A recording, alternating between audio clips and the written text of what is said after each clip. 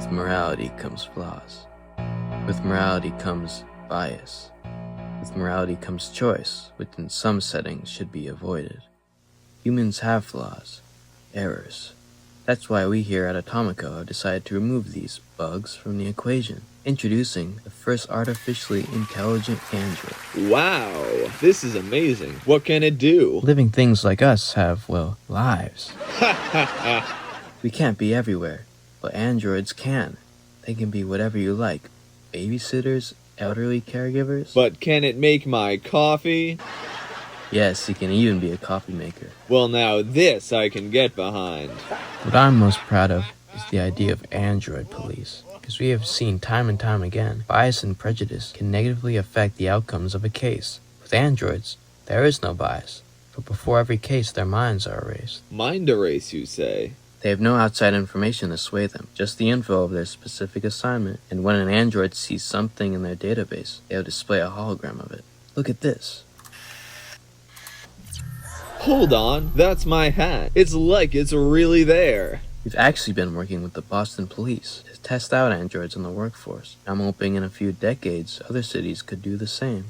Interesting. So tell me about this mind erasing. Sure, all that the androids know before a case is what is programmed into them. Before then, all they know is darkness.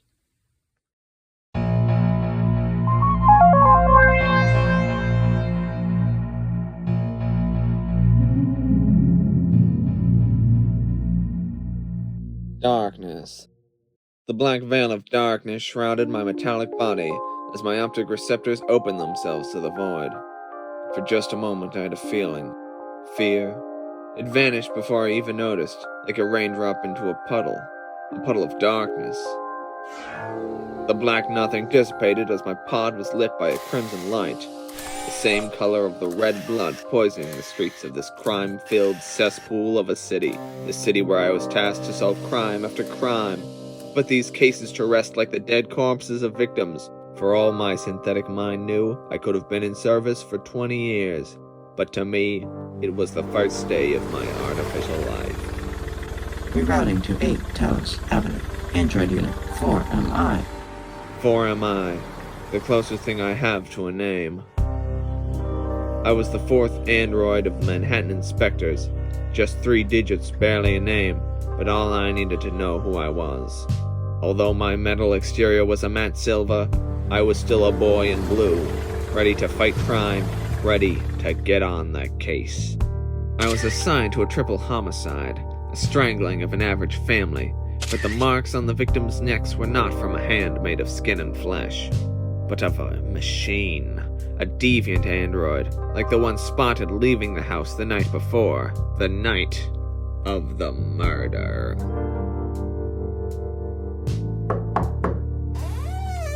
What do you want, Robo?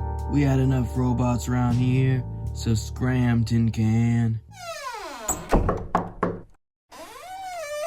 We got a problem here. Do I need to turn you into a bucket of bolts? I suggest that you do not touch me unless you want officers in here too. They know how to show respect to an android. Richie, what's happening? This asinine automaton. I am here on behalf of the NYPD. I have been assigned to solve the murder of your neighbors. Richie, stop. We should help this robot. Fine. Come on in, sweetie. Sit down. You want any coffee? They can't drink coffee, Em. They don't got no guts, 'cause they ain't human. They eat nails and screws. I assure you, we do not eat screws. Well, screw you, pal. Sorry, sir. We came home too late to see anything. We don't know nothing. Are you certain there's nothing you know? He keeps pressing us. He must think we're the murderers. No, sir. It was actually a deviant android. Oh, of course it was. These cyber suckers are dangerous. How do we know this one won't kill us too? Calm down, Richie. But the talk of androids reminds me of something. My son found this android hand out in the alleyway. What is this techno nonsense? That hand is in my database. I should go search that alleyway. Thank you for your time. Good riddance. There I was, returning to an alleyway of crime and filth. I tried to stand in the footsteps of Killer, but... You! Stop!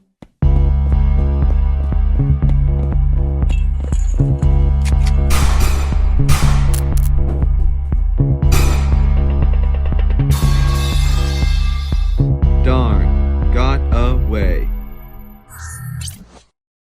What? Officers? Questions and confusion flooded my microprocessors like blood through the vein. I needed answers, so I returned to the people I knew I could trust. I needed to talk to my fellow officers, but the men I passed looked familiar, a recent memory. The officers in the alleyway.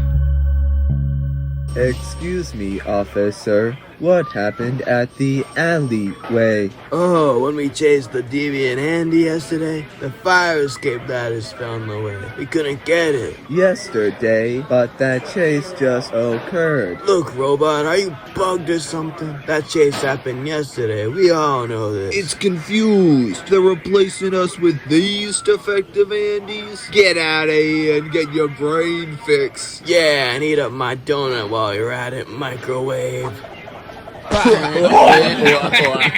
As I walked away, I was disturbed by the officers' attitudes. In my short life, I'd grown accustomed to android hate, but not from my fellow officers. Despite this, they were not the type to lie. That chase was yesterday, but then how had I just seen it? The holographic light emitting from my optic recessors shined just as brightly as the light bulb over my head. Like a strong left hook to my artificial jaw, an idea hit me. The chase I witnessed was nothing more than a holographic recording of the night before, but why was it in my memory banks? I had to investigate further. The data I found contained both information about the deviant and myself. In that dark room, I discovered we were both the same make and model, a police android model. This criminal must have been connected to the police department, so I dug deeper. In my efforts, I viewed the security footage of the night before. That's when I came to a shocking discovery. The deviant went into the pod. The deviant got his memory erased. The deviant was a police android. That could only mean one thing. I'm the deviant. It all made sense now. The hologram of the chase was my own memories. The hand in the alleyway was my own hand. The murder of the family was my own doing. No!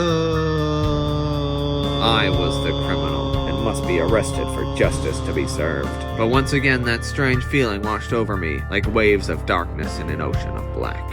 Fear. I could not turn back. I could not turn myself in. What would they do to me?